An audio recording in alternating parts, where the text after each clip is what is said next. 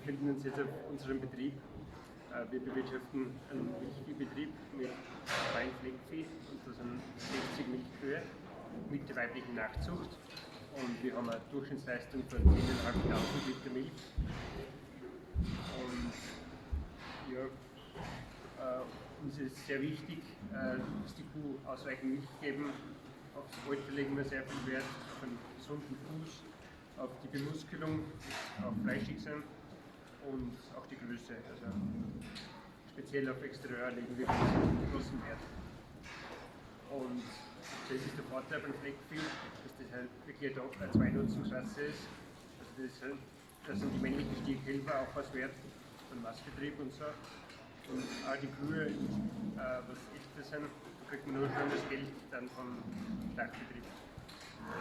Und für die Leistung sind es eigentlich unserer Meinung nach hoch genug.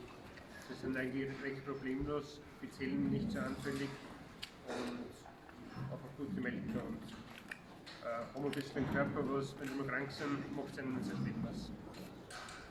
Und ja, so sieht man ein paar Tiere von uns mit ja, durchwegs guten Altern, ältere Kühe, zum Beispiel 6. Kalb, 5. Kalb, 2. Kalb, 2. Kalb. Und das ist eine spezielle Kuh, das ist die Kuh Zierde. Sie ist Bundessiegerin 2013 gewesen. Und da sind wir sehr stolz drauf. 2017 war sie mit der ganzen Kuhfamilie auch Bundessiegerin in Schauwesen. Und das sind alles Kühe aus ihrer Linie, aus der Z, also Z-Kuhstamm.